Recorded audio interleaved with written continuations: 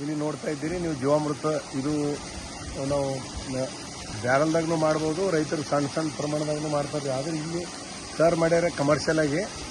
ಇದು ನಾವು ದಿನ ಇಲ್ಲಿದಿಂದ ನಾವು 10,000 15,000 ಲೀಟ್ರನ್ನು ನಾವು ಕಳಿಸ್ಬೋದು ರೀ. ಒಂದು 100 ದನಗಳದೆಲ್ಲ ಗಂಜಲದು ಬಂದು ನಾವೆಲ್ಲ ತಯಾರು ಮಾಡ್ಬೋದು. ಇದರಿಂದ ಬೆನಿಫಿಟ್ ಅಂದರೆ ತೋಟಗಾರಿಕೆ ಬೆಳೆಗಳಿಗೆ ಮತ್ತು ಎಲ್ಲ ಪ್ರತಿಯೊಂದು ಬೆಳೆಗಳಿಗೆ. ಈಗ ನಾವೇನು ಮಾಡ್ತೀವಿ ಅಂದ್ರೆ ಮಾರ್ಕೆಟ್ನಾಗ ಬರೀ ಒಂದು ಬೆಳೆ ಬೆಳಿಬೇಕಾದ್ರೆ ಸರ್ 16 ಪೋಷಕಾಂಶಗಳು ಬೇಕು ಸರ್. ಆ 16 ಪೋಷಕಾಂಶಗಳು ಸಿಗಬೇಕಾದ್ರೆ ಈ ಥರ ಮಾಡಿ ಜೀವಾಮೃತ ಅದು ಹಾಕಿದಾಗೆ ಭೂಮ್ಯಾಗ ಜೀವಾಣುಗಳು ಹೆಚ್ಚಿಗಾಗಿ ಸಿಗ್ತಾವೆ ರೀ. ನಾವೇನು ಮಾಡಲ್ಗತ್ತೀವಿ ಬರೀ NPK 3 ಹಾಕಲ್ಗತ್ತೀವಿ ರೀ. ಹಾಗಾಗಿ ಬೆಳೆಗಳು ಭೂಮಿ ಎಲ್ಲ ಬರ್ಡ್ ಆಗಿ ಮತ್ತು ಸೌಳು ಆಗ್ಲತ್ತದ ರೀ.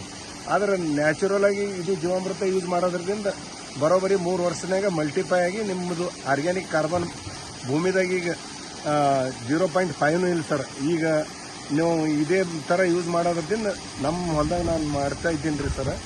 ಈಗ ಕನಿಷ್ಠ ಆರ್ಗ್ಯಾನಿಕ್ ಕಾರ್ಬನ್ 1% ಹೆಚ್ಚಿಗೆ ಆಗ್ಯದ ಸರ್, 1ಕ್ಕೆ ಬಂದವ್ರಿ. ಈಗ ಆರ್ಗ್ಯಾನಿಕ್ ಕಾರ್ಬನ್ದಾಗ ಭೂಮಿ ಹೆಚ್ಚಾದಂಗೆ ನಮಗೆ ಇಳುವರಿನೂ ಚೆನ್ನಾಗಿ ಬರ್ತದೆ ರೀ. ಮತ್ತು ಇದ್ದ ಬೆಳೆ ಮೇಲೆ ಎಲ್ಲ ಪೋಷಕಾಂಶಯುಕ್ತ ಆಹಾರ ಸಿಗ್ತದೆ ಸರ್. ಇದು ಕಡಿಮೆ ಕಾಸ್ಟ್ನಾಗ ಆಗ್ತದೆ ಸರ್. ಈ ಥರ ನಾವು ಕಮರ್ಷಿಯಲ್ ಮಾಡಿ ಕೇಸಿಂದನೂ ಮಾರ್ಕೆಟ್ ಮಾಡ್ಬೋದು ಸರ್.